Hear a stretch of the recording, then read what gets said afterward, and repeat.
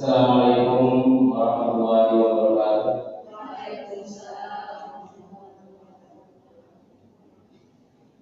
Innal hamdalillah nahmaduhu wa nasta'inuhu wa nastaghfiruh wa na'udzu billahi min shururi anfusina wa min sayyiati a'malina. May yahdihillahu fala mudilla lahu wa may yudlil fala hadiya lahu. Asyhadu an la ilaha illallah wahdahu la syarika lahu wa asyhadu anna Muhammadan abduhu wa rasuluh alladzi la nabiyya ba'dahu. Allah Ta'ala Al-Karim Alhamdulillah Minasyaitanir Rajim. Ya ayyuhalladzina amanu taqullaha haqqa tuqatih wa la tamutunna illa wa antum muslimun. Ya ayyuhan nas taqu rabbakum alladzi khalaqakum min nafsin wahidah wa khalaqa minha zawjaha wa batha minhuma rijalan katsiran wa nisaa'a wattaqullaha alladzi tasaaluna bihi wal arham Inna Allaha kana 'alaikum raqiba. Ya ayyuhalladzina amanu taqullaha wa qulu qawlan sadida yuslih lakum a'malakum wa yaghfir lakum dhunubakum wa may yuti'illaha wa rasulahu faqad faza fawzan 'azima amma ba'd. Inna asdaqal hadits kitabullah wa khairal hadi Muhammadin sallallahu alaihi wasallam wa syarrul umuri muhdatsatuha wa inna kulla muhdatsatin bid'ah wa kullu bid'atin dhalalah wa kullu dhalalatin fi nar.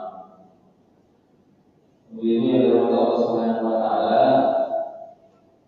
alhamdulillah pada kesempatan ini kita kembali melanjutkan kajian rutin kita setiap hari Kamis, yang kebetulan kalau dengan saya insyaallah kita akan kita akan melanjutkan apa yang menjadi pembahasan. Mudah-mudahan Allahu a'lam nanti ketemunya sampai kapan, kita komitmen insyaallah taala satu kali pertemuan paling tidaknya setengah halaman, setengah halaman untuk membahas tentang ayat atau Al-Quran yang dibahas oleh Allah. Dan tentunya mudah-mudahan tidak lupa, kita sudah sampai ke ayat berapa Bu? 16 berarti nggak lupa. Dan yang belum pegang Al-Quran, yang minimal untuk hari Kamis ini kita membaca satu atau setengah halaman.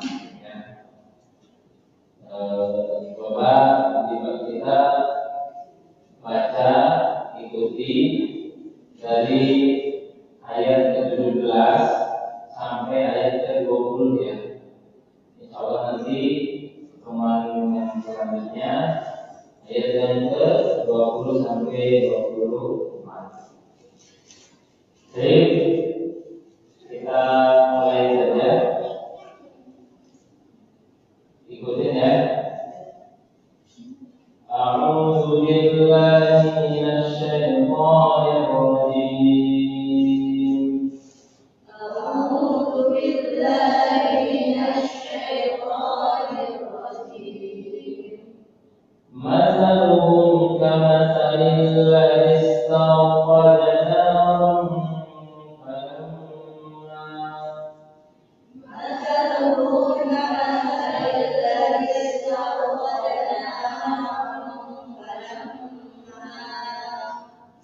فلما أضاءت ما حوله ذهب الله بنورهم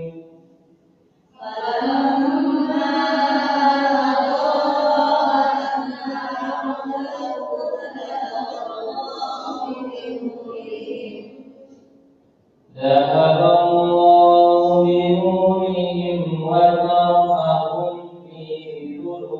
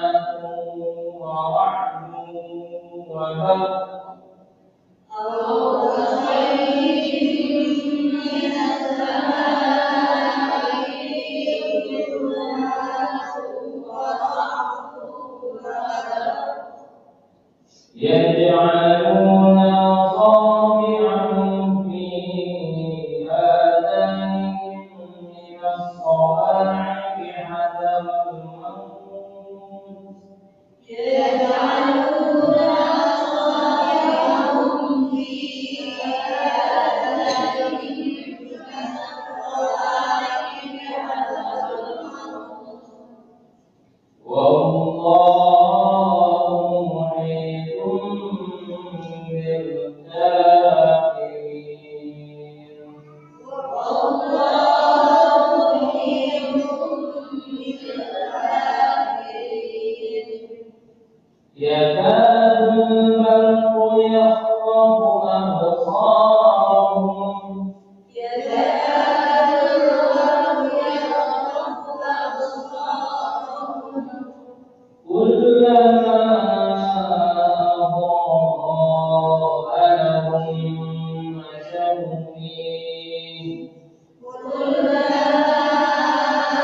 أضاء لهم مشوا فيه وإذا أظلم عليهم قاموا وإذا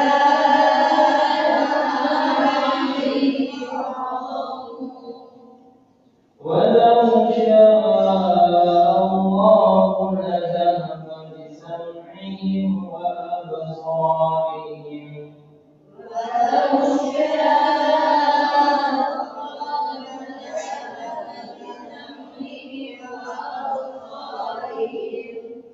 إن الله على كل شيء قدير إن الله على كل شيء قدير. Jadi cukup ya, lumayan. Kalau baca biasa kan baca lokal, sekarang pakai asin sedikit. Nah, selanjutnya kita akan bacakan, silakan yang mau baca artinya ayat yang ke-17. Siapa Akun? Kemarin yang belum siapa? Nah, dari yang belum bisa. Yang mau. Perumpamaan mereka seperti orang-orang yang menyalakan api setelah menerangi sekelilingnya. Allah melenyapkan cahaya yang menyinari mereka dan membiarkan mereka dalam kegelapan tidak dapat melihat. Nah, ini ayat yang ke-17. Masaluhum kamathalil ladzi istawqada nara. Perumpamaan mereka. Jadi Allah Subhanahu wa taala suka memberikan perumpamaan, suka memberikan masal atau syibrun atau tasbih. Nah, perumpamaan ini sangat banyak ya. Nanti kita akan ketemu dengan berbagai macam perumpamaan. Nanti perumpamaan yang yang tidak akan lama lagi nanti perumpamaan itu seperti dalam ayat yang ke 26 ya. Nanti Allah Subhanahu wa taala akan memberikan perumpamaan seperti nyamuk. Perumpamaan itu banyak. Perumpamaan tentang seseorang atau tentang perilaku seseorang, perilaku satu kaum, atau perumpamaannya mengumpamakannya banyak seperti ini, kayak ini apa namanya, ini melakukan sesuatu supaya apa? Ada orang itu kalau misalkan dijelaskan, ya, ini menjelaskan seseorang, menjelaskan tentang sebuah peristiwa atau sebuah nasihat, kalau tidak ada perumpamaannya belum kegambar. Jadi harus ada perumpamaannya. Ya, kalau ada perumpamaannya, inilah pentingnya mengaktifkan otak kanan. Biasanya orang yang senang berimajinasi ini senang terhadap perumpamaan.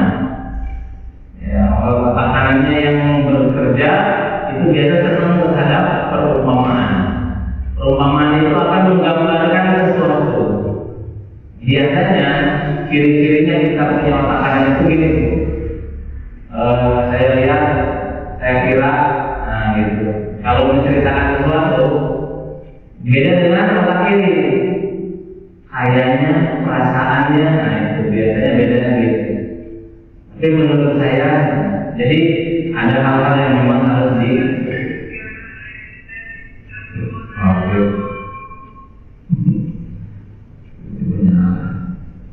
Nah, perbedaannya apa? Perbedaannya itu mereka harus diberikan gambaran. Allah Subhanahu wa Ta'ala sangat paham terhadap semua umat, termasuk umat Rasulullah SAW, di mana Allah memberikan perumpamaan tentang apa sih mereka masa lalu itu, tentang siapa ya? Kita kemarin membahas tentang apa? Orang-orang munafik. Nah, ini munafik itu panjang sekali. Awal kita bahas orang beriman. Yang kedua membahas tentang orang kafir. Yang ketiga ini membahas tentang orang munafik. Yang pembahasannya lebih panjang daripada kedua jenis manusia ini. Kita tentang beriman, ya jelasin. Orang beriman itu beriman kepada ini, kepada itu. Mereka yakin terhadap hari akhir dan sebagainya. Tapi tidak dengan orang kafir. Orang kafir itu kufur aja. Mereka tidak percaya, mereka menentang. Mereka dikasih ilmu tetap tidak mau. Nah ini kalau orang munafik ini beda perlakuannya. Makanya penerangannya juga beda. Ya ada dia penyakit lah. Dia punya apa namanya, mereka tidak punya merasakan sesuatu yang salah. Mereka juga digambarkan oleh Allah Subhanahu wa Ta'ala seperti orang bodoh. Terus mereka juga menuding orang lain bodoh. Nah, kan? Saya harus ikutin orang bodoh kayak gitu kan gitu. Jadi kepada para sahabat Nabi, siapa? Orang munafik ini, saya harus ikutin orang bodoh kayak mereka. Hanya orang bodoh, padahal mereka sendiri yang bodoh. Di sini juga menceritakan tentang perolok-olokannya mereka. Mereka mencibir, mereka menghina, mereka memuja. Itu adalah kerjaan mereka. Karena dalam hatinya penuh dengan kedengkian. Nah, lalu Allah terangkan seperti itu. Kalau belum mengerti juga, nih dengerin ini. Nah, gitu. Kalau nggak ngerti juga nih. Orang munafik itu yang didohir dengan dibatinnya beda, itu masaluhum kama salilladzi istauqada. Istauqada artinya menyalakan api. Ya. Kalau menyalakan api biasanya kita nyalain api dan pada apa? Yang dinyalain itu apa? Kompor, ingatnya kompor kayaknya, kompor, ya.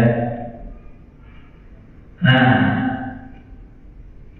biasanya yang dikenal perumpamaan yang paling jelas itu lilin ya. Kalau kompor ada minyaknya, ada sumbunya.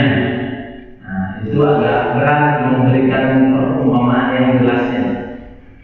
Anggap aja ini lilin, kita menyalakan lilin, makanya disebutnya juga karena salilladzi istauqada nar, seperti orang yang menyalakan api falamma adha'at ma haulahu, maka ketika api itu menerangi sekelilingnya, zahaballahu binurihim, Allah menyatakan cahaya yang menyinari mereka. Nah, itu kan kayak gitu kan. Kalau kita kan jangan seperti lilin, apa? Bisa menerangi orang lain, tapi dirinya terpapar. Lilin kan gitu ya. Lilin itu habis apa enggak?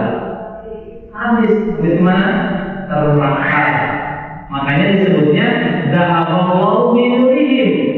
Allah habiskan cahaya mereka. Mereka orang-orang munafik ini bisa menjelaskan kepada orang, saya muslim, saya dengan kalian, saya bersama kalian. Dohirnya, terangnya, oh seperti ini. Tapi dalam hatinya apa?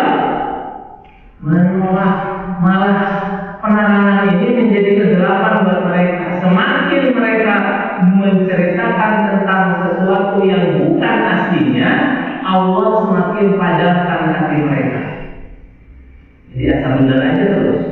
Allah cabut dari hati-hati mereka cahaya-cahaya Islam itu. Karena apa? Ini hanya kamuflase. Ini hanya sebatas pembicaraan saja. Nah, itu sama seperti ini ya. Ya sebenarnya apapun yang dinyalakan, mau itu obor juga akan habis sendirinya. Jika apa yang habis? Jika minyaknya habis, jika suhunya akan habis sendirinya. Jika apa yang habis? Jika minyaknya habis, jika suhunya habis. Begitu juga dari kan minyaknya dari diri sendiri. Watarakum fi zulmatin, dan Allah membiarkan mereka dalam kegelapan. Lihat, kalau sudah seperti ini Allah biarkan mereka dalam kegelapan. Ya, la yubsirun, bahkan tidak bisa melihat lagi. Mereka tidak bisa merasakan bahwa dia itu sedang dalam kegelapan, dalam kesesatan, dalam keadaan yang salah. Orang munafik itu merasanya benar sendiri, dan ketika ada nasihat tidak akan mungkin masuk. Itu berat sekali untuk bahasanya ini. Kita menasihati orang munafik itu lebih berat daripada kita menasihati orang fajir. Orang fajir itu orang yang berbuat dosa. Ya, karena apa? Orang fajir, orang berbuat dosa, dia akan apa? Dia itu sadar ketika dia berbuat dosa, dia sadar sedang melakukan. Masalahnya banyak di antara kita yang sedang melakukan dosa. Pertama, dia tidak tahu itu dosa, ini bahaya. Yang kedua, dia tahu itu dosa, tapi dia merasa tidak dosa. Yang paling parah apa? Dia tahu itu dosa dan dia merasa benar dengan melakukan dosa itu. Ya. Kenapa seperti itu? Itu orang. Ya, maaf. Banyak orang yang ibu-ibu di sini menutup aurat semua. Mungkin ibu menutup aurat itu dalam rangka apa? Ibu menutup aurat dalam rangka apa? Kewajiban, ketaatan, ya. Kalau tidak melakukan, ibu melaksanakan ayat-ayat yang disuruh oleh Allah, betul? Nah, terus juga ibu juga ada larangan yang tidak boleh menamakan perhiasan, aurat dan sebagainya. Nah, kondisi yang pertama, ada orang atau orang perempuan yang mereka tidak tahu tentang kewajiban berhijab. Ada, nah, itu masih biasa. Ketika mereka meninggalkan hijabnya, ketika mereka tidak menutup auratnya, itu dosanya biasa. Dosanya karena tidak tahu. Tapi apakah memang ada orang muslim, seorang muslimah yang tidak tahu tentang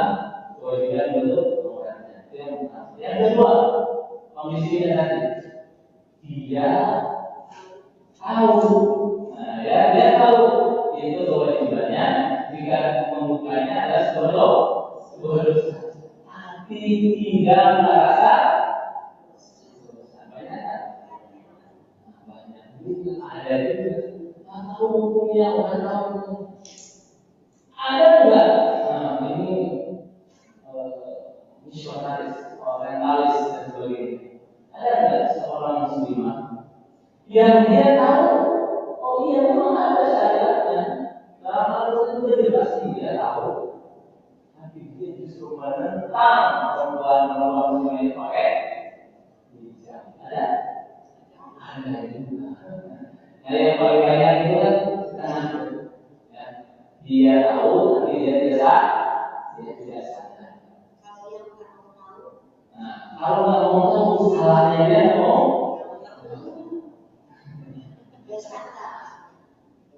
Tiga-tiganya dosa. Tiga-tiganya dosa. Tiga-tiganya dosa. Yang pertama dosa karena ketidaktahuan. Apalagi dari kesalahan dia tahu. Kalau pura-pura dia tahu dia posisinya di kondisinya dulu. Yang kedua dia tahu tapi pura-pura tidak tahu dan dia tidak mau melaksanakan ini bukan cuma hijab. Banyak syariat-syariat yang lainnya ada pada diri seorang muslimah, seorang muslim, di mana ketika dia harus berhadapan dengan syariat, kondisinya dia itu dari tiga kondisi. Tinggal kita mau pilih yang mana, ya. Pilih yang tiga-tiganya, jangan. Kita itu pilihnya apa? Samina wa ta'ana. Kita dengar, kita taat. Itu saja tugasnya. Ketika hamba, tahu nggak hamba artinya apa? Hamba itu apa artinya? Pernah dengar budak? Kalau budak itu kan apa? Nah, ikut aja di mana tuannya, di mana majikannya, di mana yang punyanya.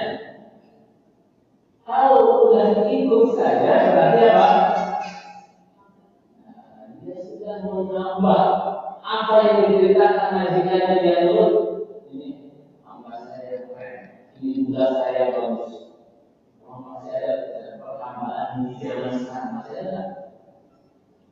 Mungkin di sini kan kita dalam pembangunan ada menghilangkan perbudakan. Semua orang harus merdeka. Apakah di luar negeri, di luar sana masih ada? Dan syariat Islam tidak menghapus perbudakan. Ya, syariat Islam tidak menghapus, hukumnya masih ada. Kok sudah dihapus? Tidak. Karena suatu saat Rasulullah SAW menyampaikan bahwa akan terjadi peperangan akhir zaman, di mana perbudakan itu akan terjadi ketika sering terjadi perang. Nah, mereka yang sudah jadi kawanan ini jadi budak, jadi dihampakan, bisa diperhampakan, diperbudak mereka. Itu akan terjadi. Makanya perbudakan tidak dihapus. Ya. Beda dengan hijrah. Atau hijrah, kalau hijrah itu kalau hijrah ba'dal fath. Tidak ada istilah hijrah lagi setelah musuh Mekah. Nabi Muhammad kan hijrah dari Mekah ke Madinah. Setelah kota Mekah ditaklukkan, maka Rasulullah mulai hijrah ba'dal. Tidak ada hijrah lagi setelah menaklukkan kota Mekah. Maka kaum muslimin semuanya sekarang silahkan. Tidak ada hijrah. Hijrah dalam artian apa? Hijrah dari Mekah ke Madinah ataupun dari Madinah ke Mekah. Itu tidak ada hijrah. Yang kedua, tidak ada istilah hijrah secara syariat. Hijrah di mana kaum muslimin harus hijrah dari negara mana? Kaum muslimin sekarang berada di mana negara kaum muslimin? Ya, tidak ada negara kaum muslimin yang jelas-jelas sekarang pemimpin kaum muslimin secara secara satu komando saja. kaum muslimin punya negara masih tersebar, pemimpinnya masing-masing. Mungkin di Timur Tengah yang lainnya, kalau di Mesir atau apa, Oman, Yaman, Jordan, misalnya itu ada kaum muslimin, negeri kaum muslimin. Di Indonesia juga sama, negeri kaum muslimin. Disebutnya negeri kaum muslimin. Apakah mereka negeri Islam? Boleh disebut negeri Islam kalau maksudnya seperti tadi. Maka tidak ada hijrah dari Indonesia untuk orang Saudi. Tidak ada hijrah. Ya, tidak ada lagi seperti itu. Nah, maka hijrah ini dikembalikan kepada bahasa. Apa yang maksud bahasa? Berpindah dari satu tempat ke tempat lain, dari kondisi yang satu ke kondisi yang lainnya. Itulah hijrah yang ada. Kita hijrah karena Islam sudah hijrah belum? Ya, ya, yang dari dulunya dia mungkin seperti itu, sekarang dia tidak ada mungkin udah ngaji, udah mau sholat, udah mau baca Quran, udah mau ikut kajian. Dan biasanya itu ada sebutannya apa? Lagi hijrah. Ya, itu yang maksudnya. Boleh nggak usah itu istilah seperti itu? Boleh saja, tapi istilahnya bukan istilah yang syar'i. Itu istilah hijrahnya menurut bahasa. Yang apa-apa. Di trending bagian daripada tren orang kafir dengan tren hijrah. Banyak istilah orang hadis yang ada Islami, hadis disebutnya hadis hijrah. Terus juga ada ada konser hijrah, ya. Ada yang di sini, nah akhirnya itu kebablasan juga ada yang seperti itu. Nah, kembali lagi bahwa banyak orang yang masih punya penyakit orang-orang munafik yang tadi mereka melakukan kesalahan, mereka memiliki keyakinan tentang kesalahan itu bahwa itu adalah dosa.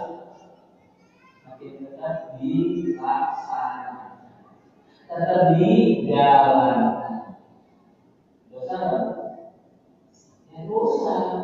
Terus gimana caranya supaya tidak dosa? Betul. Ini adalah bertaubat. Kadang-kadang namanya sifat-sifat munafik itu datang kepada kita.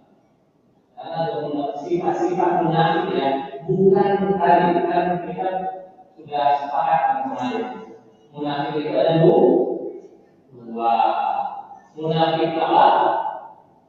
I'tiqadi dan munafik amali. Nah, tahu kita amali bukan amali ya. Ada nifaq akbar.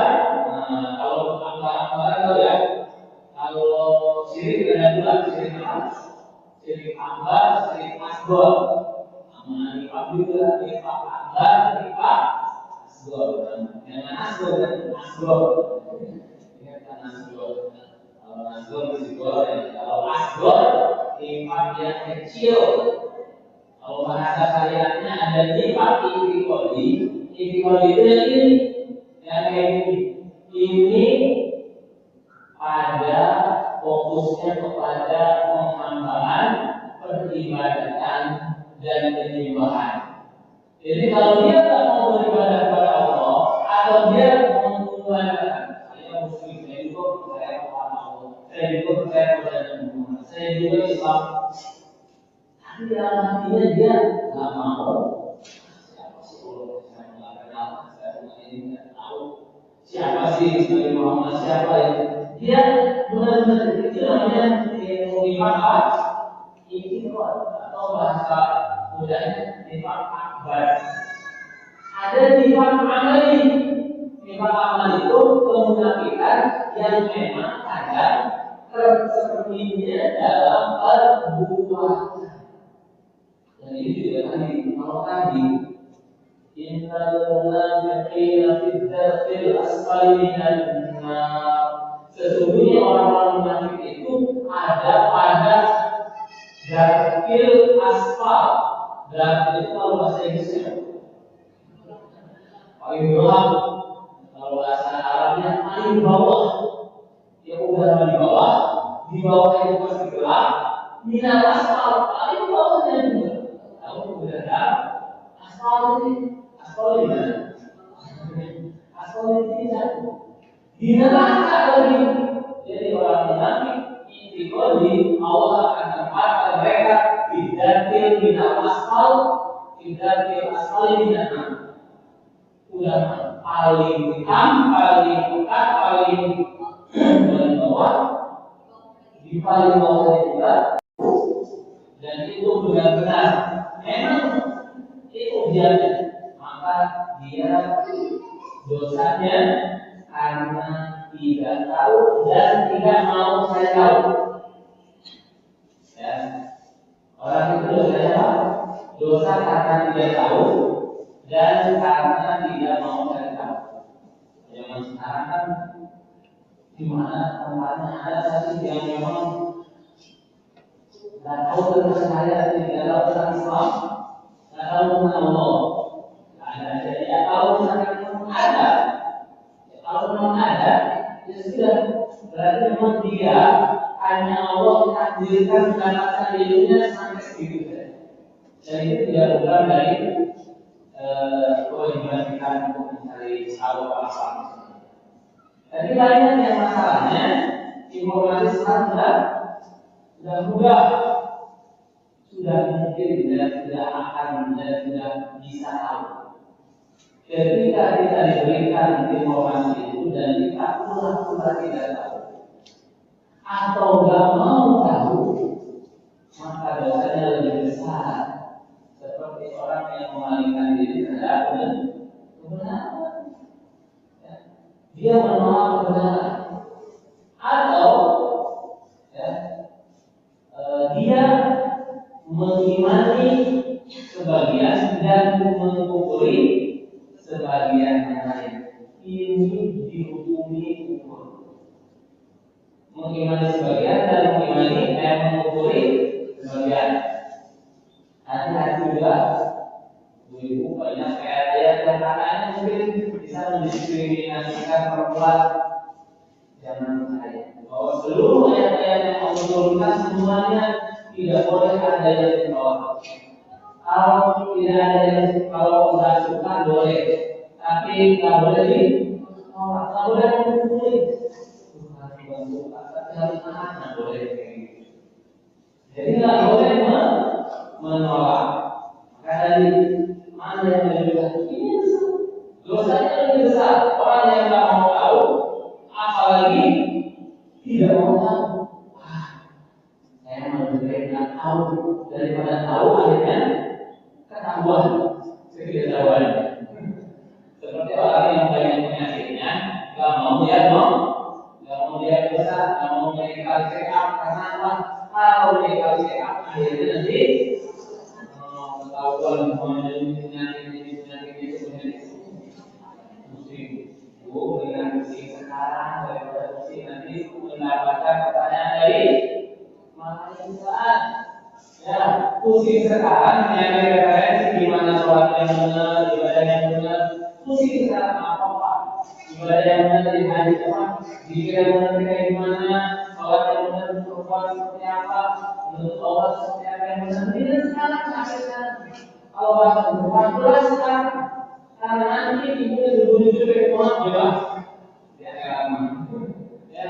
Allah Subhanahu wa taala memberikan kebebasan, tidak ada akhir sama sekali, tidak ada pembebanan sama sekali, tidak ada yang diwajibkan kepada kita sendiri, tidak ada suruhan kepada kita.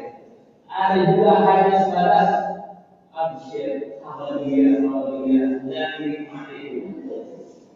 Sekarang mau sampai kayak gitu ya, yang sebelumnya ini saya habis ini habis itu. Saya juga sama harus ini laki-laki perempuan sama-sama memperjuangkan dirinya untuk masuk surga. Kalau kalian di surga ya mau mendingan sekarang cahaya daripada nanti. Ini saja ya. Jadi kesimpulannya jangan jangan bodoh. Saya mau bahas nih nanti di sisa di Madrid bahwa saya itu mendirikan namanya Laya Sahrul Muslimin dan dulu. Apa yang agamanya bodoh. Jadi kalau kita itu punya keyakinan itu, punya amalan itu, apa jadi kita dalamnya pertama kita harus menguasai rukun iman, rukun Islam, terus apa? Tentang amalan syariat, amalan kata pertama dan tentang keluarga. Kalau kita bisa menguasai ini dengan detail-detailnya, insya Allah itu merupakan sebuah kebaikan. Cukup Bu? Alhamdulillah. Mudah-mudahan dengan manfaatnya kita akhiri kajian kita. Insya Allah saja ayat berapa? 21. Nah ini beda lagi. Ini beda.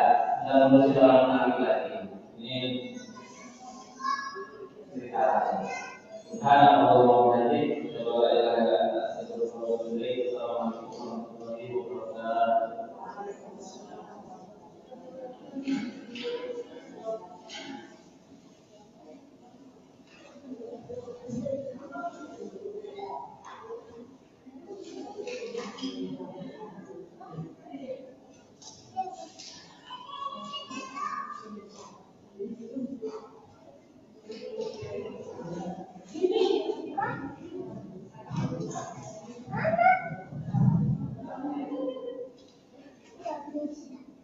Oh ya, tinggi ya.